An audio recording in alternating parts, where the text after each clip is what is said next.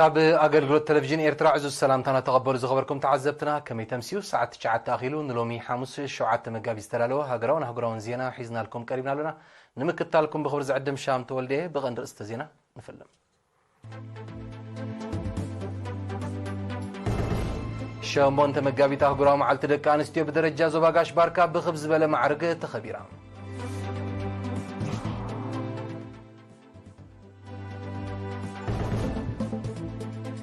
أب زوبا دبوب أب تبت حنت أجلجلوت تمرتي عب جس كم التمزجبة تجلسون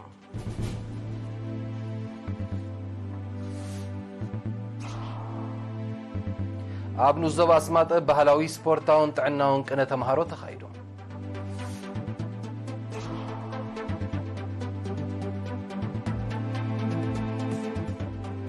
تشاينا روسيا ناو كل تشحن عسران سلستن لعل 540 بليون دولار زقمت نقداو من الوقت كم زكايرا تقليسهم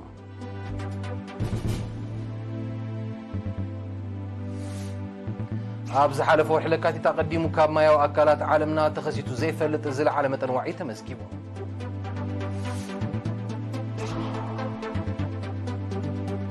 روسيا تسأتا زوبا معرب أفريقيا نمرقاز كم تحقاقز أفريقيا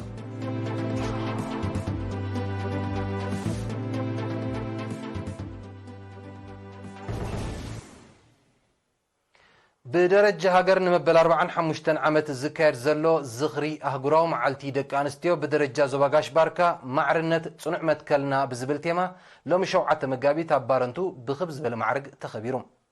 أبتي أزازي معرباو جنبار برغادر جنرال يوب في السهاية حاليباي زركبهم أززت سراويتن سب السلطانن زد تساتفو سنسرعات حلافي تحماد زباقاش باركا ويزرو يحدقا يوهانس شمونت مجابي برزين واغا نسترغاقت معرنت دكانستيو بمعقاب نغتصال سرح ونن ساعاتن زسنق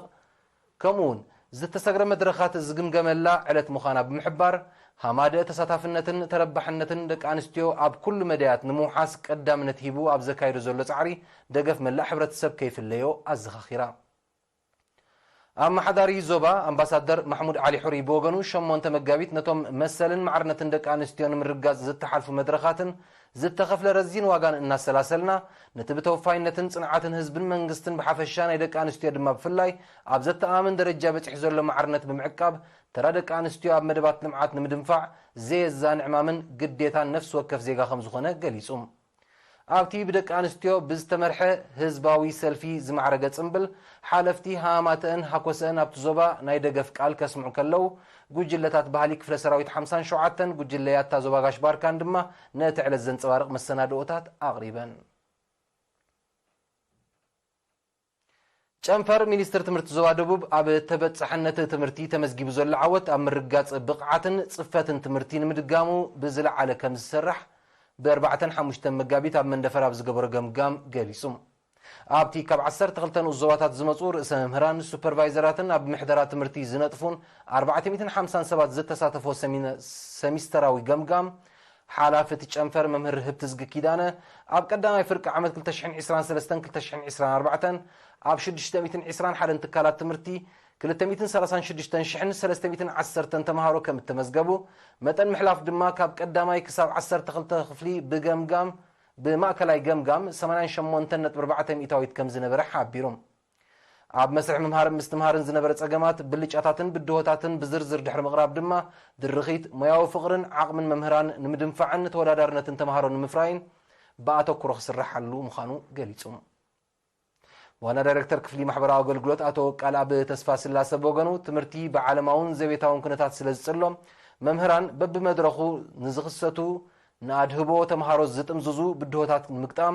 بمصنعت استسني قلطف حجز كجبرون مشتاو تمرتي نمعباي كسرحون تلابيوم تساتفتي ببخابيو فتح زد اليوم حصرتاتن بدهوتاتن دحر مغراب نمقلالو تبغسخو سد تلابيوم وكيل مينستر تمرتي اتو بيتروس هايله ماريام دما زغاطم بدهوتاتن حصرتاتن بمللاي فتحنا منداي مينستر تمرتي سفيح مصنعتي ككايد مصنحو بمحبار فتح كمص تثبيت كم زغبر ارديوم أب سميناون دوباون معراب زوباغاش باركا بكوربوريشن زرعتن طريتن زسلاسل زلو لمعتاو مدبات سالالعل تساتفون توفاينتن منسياتن أبركتو حزبن سراويتن صبو غسغاس يمزغبو خمزلو تغليصوم እዚ ዝተገልጸ ኣመሓዳሪ ዞባ ጋሽ ባርካ ኣምባሳደር ማሕሙድ ዓሊ ሑሪ ኣብ ፕሮጀክታት ሕርሻ ኣፍሂምቦል ከርከበትን ኣለቡን ዝካየድ ዘሎ ሕርሻዊ ንጥፈታት ኣብ ዝተዓዘበሉ እዩ ኣብቲ ብዋና ካየድ ስራሕ ኮርፖሬሽን ዘርአትን ጥሪትን ኣቶ ክብሪ ኣብ አብርሃም ተሰኒዩ ዝገበሩ ዑደት ኣምባሳደር ማሕሙድ ፕሮጀክት ሕርሻ ኣፍሂምቦልን ትካል ምስራሕ ሳልሳን ፕሮጀክት ሕርሻ ከርከበትን መስርሕ ምውዳድ ትሕተ ቅርጺ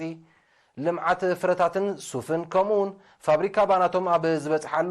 ተፈጢሩ ዘሎ ናይ ስራሕ ዕድልን መንእስያት ዝቐስምዎ ዘለው ተመክሮን ንዕላማ ናይቲ ፕሮጀክታት ዘነጽር ምዃኑ ገሊጹ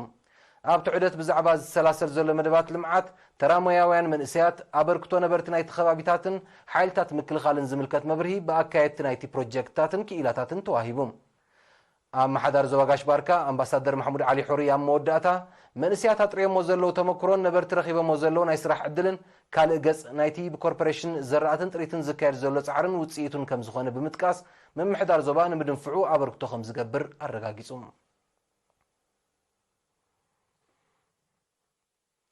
ኤርትራውያን ነበርቲ ኢጣልያ ጀርመንን ሕብራት ኢማራት ዓረብን በብወገኖም ንጥፈታት ህዝባዊ ዲፕሎማሲ ኣሰላሲሎም ከካቦቱ ዝበጽሓና ሓበሬታ ብመልክዕ ጸብጻብ ተዋሂዱሎ ያዕቆብ ገብረትንሳኤ ከቕርቦ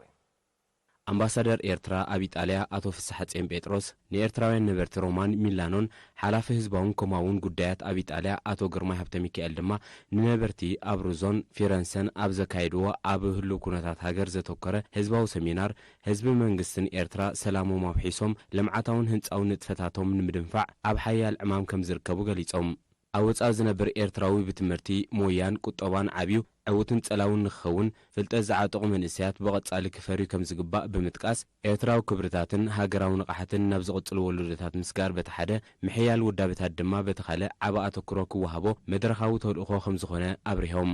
ተሳተፍቲ ብወገኖም ኣንጻር ኤርትራዊ ሓድነትን ጥርናፈን ዝግበር ተጻብኦታት ንምፍሻል ከም ወትሩ ብጥምረትን ንቕሓትን ከም ዝቃለሱ ኣረጋጊጾም እዚ ከምዚ ኢሉ እንከሎ ጨንፈር ህግደፍ ኣብ ጀርመን ንጥፈታቱን ምግምጋም ኣብ ከተማ ፍራንክፈርት ኣብ ዝገበሩ ኣኼባ ፈጻሚ ጉዳያት ኤምባሲ ኤርትራ ኣብ ጀርመን ኣቶ ዮሃንስ ወልዱ መድረኻዊ ውድቦታት ንምግጣምን ዝፍጠሩ ዕድላት ንምምዝማዝን ብዝሓየለ ክስራሕ ፀዊዑ ኣቦ መንበር እቲ ጨንፈር ኣቶ ዮሃንስ መብራህቱ ድማ ኣብ 2023 ናይ ዝተሰላሰሉን ናይ መጻኢ ውጥን ስራሕን ኣባላት ኣካይዲ ሽማግለ ጉጅለታት ድማ ናይ ዘካይዶ ዕማም ጸብጻብ ክቐርቡ ከለዉ ኣባላት ንጥፈታቶም ንምድንፋዕ ኣጽፋ ከም ዝሰርሑ ኣረጋጊጾም ኣብቲ ኣጋጣሚ ጠቕላሊ ቆንስል ኣብ ፍራንክፈርት ኣቶ ክብሪ ኣብ ተኸስተ ምሕያል መኸተ ምድልዳል ስጥመት መሳርዕ ሓላፊ ህዝባውን ከምኡውን ጉዳያት ኣቶ ካሕሳይ ተወልደ ድማ ሓፈሻዊ መጻኢ መደባት ኣብ ዝብሉ ኣርእስታት ኣስተምህሮ ሂቦም ኣብ መዛዝም ተኣኺባ ህልው ኩነታት ዞባናን ዓለምን ኣብ ክብርታትና ዝህልዎ ጽልዋን ኣብ ኤርትራ ዘሎ ሰላምን ማሕበራዊ ፍትሒ ንምርግጋጽ መንግስቲ ዘሰላስሎ ዘሎ መደባትን ኣብ ትምህርቲ ዝግበር ዘሎ ወፍርን ምሕያል ዓቕሚ ሰብን በብእዋኑ ዝቕልቀሉ ውዲታትን ሸርሕታትን ንምብርዓን ህዝብን መንግስትን ዘካይድዎ ዘለዎ ቃልሲ ኣብ ዝብሉ ዛዕባታት ድሕሪ ዝተገብረ ዘተ ሓድነት መሳርዕ ክሰጥም ውዳቤታት ክድልድልን ተራ ዜጋታት ኣብ ልምዓታዊ መደባት ክዓዝዝን ዘማእዝን ውጥን ስራሕ ተሓንጺጹ በኻልእ ወገን ኣባላት ጨንፈር ሃማድአ ኣብ ኣቡዳብን ከባቢኣን ሰሜን ኢማራትን 8 መጋቢት ኣህጉራዊ መዓልቲ ደቂ ኣንስትዮ ብክብ ዝበለ ማዕርግ ኣብ ከተማ ኣልጌን ጸንቢለን ኣብቲ ኣጋጣሚ ኣደ መንበር ሃማድአ ኣብ ኣቡዳቢ ወይዘሮ ስዒዳ መሐመድ ጣሃ ብኣጋጣሚ ትዕለት ዝተዳለወ ቃል ሃማድአ ኣስሚዓም ኣብ ሳዋ ኣብ ዝወርሒ ዝካየድ ሃገራዊ መልቀቕ ፈተና ካልኣይ ደረጃ ዘድሊ ቀረባት ንምምላእ ብምውሃድን ምትሕባርን ማእከል ስልጠና ሃገራዊ ኣገልግሎትን ሚኒስትሪ ትምህርትን ዝተጀመረ ምድለዋት ከም እተጻፈፈ ወኪል ኤሪና ሓቢሮም ኣብቲ ንሓደ ወርሒ ዝቐጸለ ስራሕ ኣባላት ስታፍ ሎጂስቲክ ማእከል ስልጠና ሃገራዊ ኣገልግሎት ክኢላታት ሚኒስትሪ ትምህርትን ኣባላት መበል 36 ዙርያ ሃገራዊ ኣገልግሎት ተምሃሮ ቴክኒክን ዕዙዝ ኣበርክቶ ከም ዝገበሩ እቲ ዝረኸበ ናይ ሓበሬታ የነጽር በቲ ብቐንዱ ኣብ ጽገና ሴርያታት ዘተኮረ ስራሕ ኣስታት 7000 ሴርያታት ከም እተጸገነ ሓላፊ ጨንፈር ስራሓት ዕንፀይቲ ስታፍ ሎጂስቲክ ማእከል ስልጠና ሃገራዊ ኣገልግሎት ምክትል ተለንተ ዑስማን ማሕሙድ ገሊጹ በዘይካዚ ምስትካል ስራሓት ዕንፀይትን ሓጺንን ሰንበል ብምውሃድ ተወሳኺ 10000 ሴርያታት ከም እተሰርሐ ሓላፊ ንኡስ ጨንፈር ስራሓት ሓጺን ኣባል 7 ዙርያ ኤርሚያስ ስዩም ሓቢሩ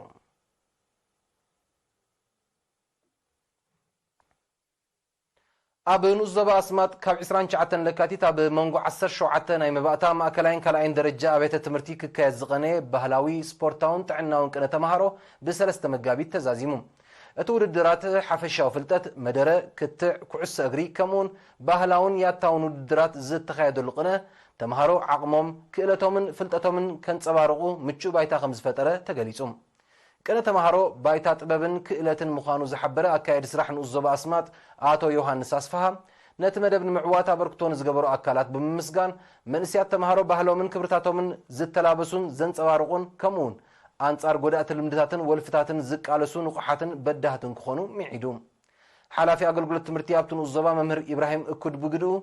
ኣብቲ ብኣካል ስሩዕ ትምህርቲ ዝኾነ ቅነ 700 ተምሃሮን 56 ኣለይቶምን ከም እተሳተፉ ብምሕባር ዕቑር ዓቕምን ብሩህ መጻእን ዘለዎም መንእስያት ንምልላይን ንምፍራይን ሓጋዚ ተራኸም ዘለዎ ኣብሪሁም ኣብ መወዳእታ ጎብለል ኮይና ዝተዓወተት ቤት ትምህርቲ መባእታን ማእከላይን ደረጃ ጃኒ ዓባይ ዋንጫን ካልእ ሽልማትን ክትወስድ ከላ በብምድቡ ዝተዓወቱ ኣቤተ ትምህርትን ተምሃሮን ድማ ካልእ ሽልማት ተቐቢሎም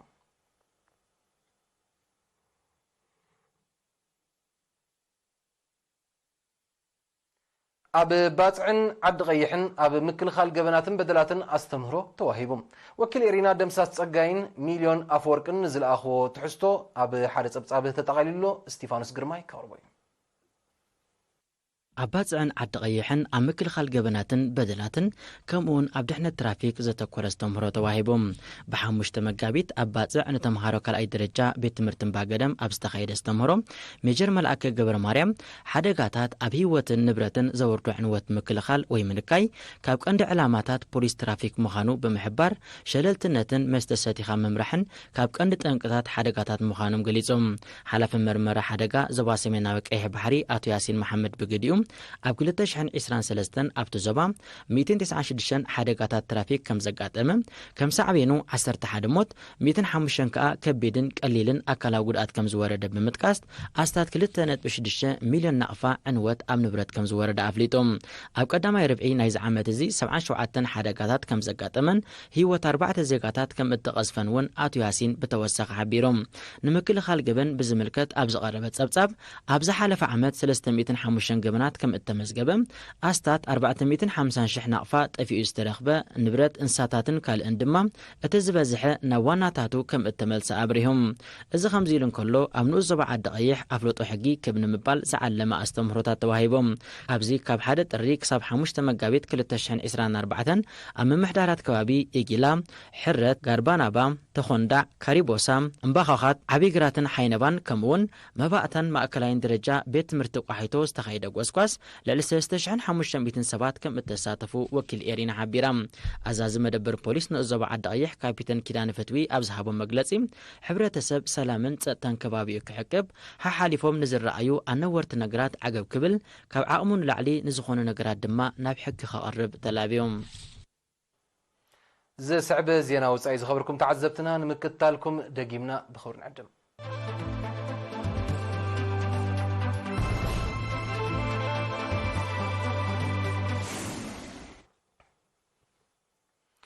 ህዝባዊት ሪፐብሊክ ቻይናን ሩስያን ናብ 2023 ልዕሊ 240 ቢልዮን ዶላር ዝግመት ንግዳዊ ምልዋጥ ከም ዘካየዳ ሚኒስተር ጉዳያት ወጻኢ ቻይና ዋንግ ዩ ሓቢሩ ሚኒስተር ዩ ብ6 መጋቢት ኣብ ዓመታዊ ጉባኤ ሃገራዊ ህዝባዊ ባይቶ ቻይና ኣብ ዘስምዖ መግለጺ እዚኣ ቀዲሙ ኣብ ውሽጢ ሓደ ዓመት ኣብ መንጎ ክልቲአን ሃገራት ካብ ዝተመዝገበ ዝለዓለ መጠን ምልክት ናይቲ ጽቡቕ ገስጋስ ዘርኢ ዘሎ ኩሉ መድያዊ ዝምድናን ምዃኑ ኣረድዩ ኣብ ዝሓለፈ ዓመት መጠን ናይቲ ቻይና ካብ ሩስያ እትሽምቶ ነዳድን ባህርያዊ ጋዝን ሩይ ዕቤት ከም ዘመዝገበ ጸብጻባት ኣቐዲሞም ምሕባሮም ዝዝከር እዩ ነቲ ንግዳዊ ገስጋስ ንምድንፋዕ ክልተኣዊ ጻዕርታት ይካየድ ከም ዘሎ ሚኒስተር ዋንግ ዩ ብተወሳኺ ኣፍሊጡ ህዝባዊት ሪፐብሊክ ቻይናን ሩስያን ኣብ ንግዳዊ ጥራይ ዘይኮነ ኣብ ዲፕሎማስያዊ ጸጥታዊ ወተሃደራዊ ትምህርታዊ ቴክኖሎጂካውን ጠፈራውን ጽላታት ዘለዎም ምትሕጋዙን እወታዊ ምዕባለ የርኢ ከም ዘሎ ይሕበር ኩሉ መድያዊ ዝምድና ክልቲአን ሃገራት ነቲ ብኣሜሪካ ዝቕለስ እንኮ ቁጥባዊ ስርዓት ብድሆ ክኸውን ከም ዝኽእል ተንተንቲ ይጠቕሱ ኣብ ዝሓለፈ ወርሒ ለካቲት ኣብ ማያዊ ኣካላት ዓለምና ቀዲሙ ተመዝጊቡ ዘይፈልጥ ዝለዓለ መጠን ዋዒ ከም እተኸስተ ጸብጻባት ሜትሮሎጂ ሓቢሮም ብመሰረቶም ጸብጻባት ኣብቶም ማያዊ ኣካላት ልዕሊ 21 ዲግሪ ሴንቲግሬድ ከም እተመዝገበ ተፈሊጡሎም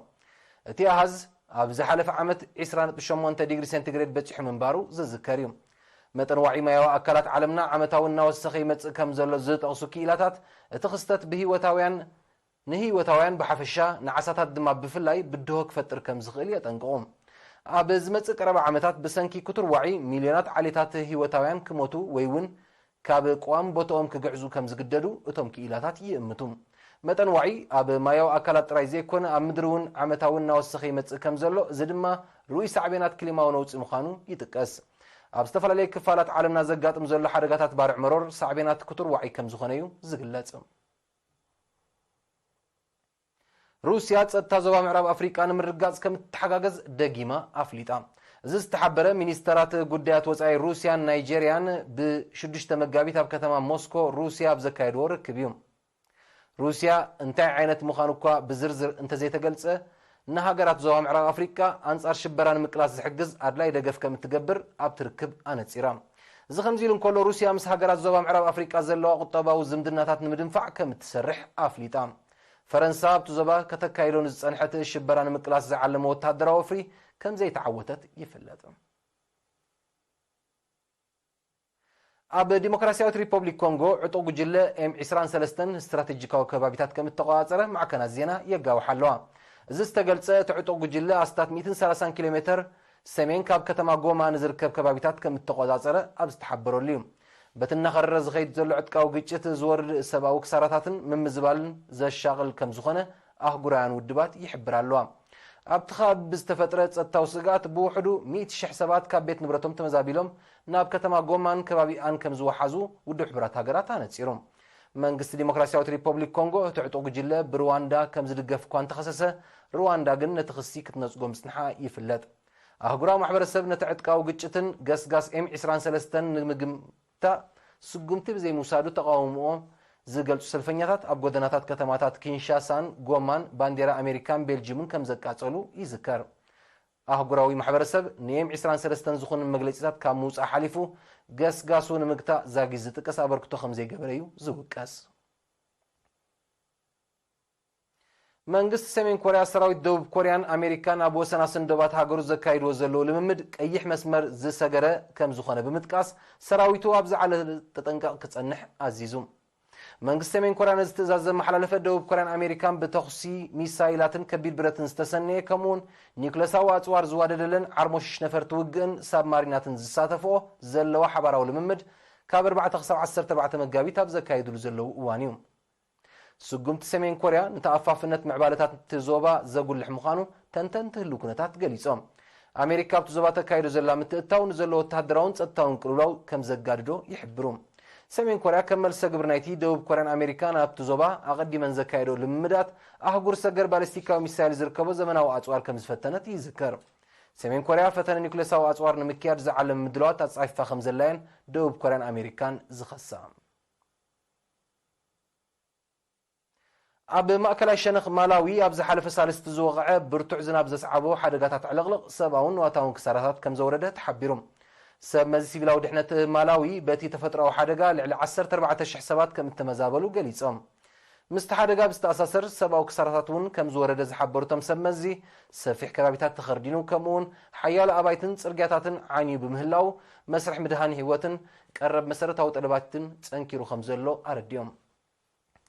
መንግስቲ ማላዊ ኣህጉራዊ ማሕበረሰብ በኣሉታን ዝተጸልዉ ንምድጋፍ ኣብ ዝካየድ ዘሎ ጻዕሪ ክደጋገፍ ጸዊዑሎም እቲ ሓደጋ ስምብራት ናይቲ ኣብ ዝሓለፈ ዓመት ኣብ ደቡባዊ ኣፍሪቃ ዝተኸስተ ህበቡላዊ ማዕበል ዘውረድ ዕንወት ከይሓወየ የጋይጥም ከም ዘሎ ይግለጽ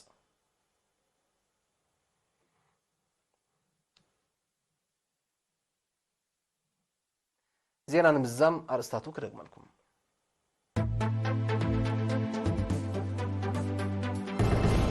ሸሞንተ መጋቢት ኣህጉራዊ መዓልቲ ደቂ ኣንስትዮ ብደረጃ ዘበጋሽ ባርካ ብኽብ ዝበለ ማዕረግ ተኸቢራ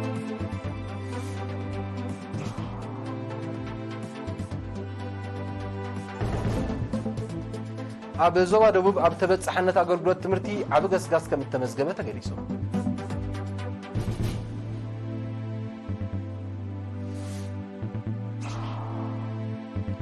ኣብ ንኡስ ዞባ ኣስማጥ ባህላዊ ስፖርታውን ጥዕናውን ቅነ ተምሃሮ ተኻይዱ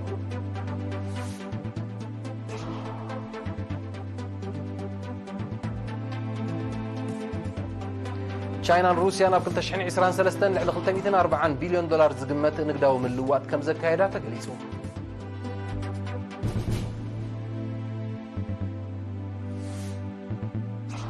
أبز حلف ورح لكاتي تقدموا أب مايو أكلات عالمنا تخسيتو زي فلت زل على متن وعي تمسجيبهم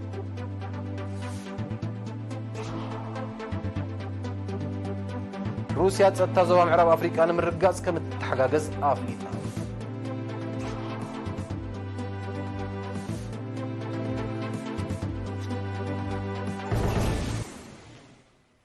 نسعى سترى لو زيناتات أبستازي مولو مسترف مرواتنا نحرقكم بوغني بالخمشة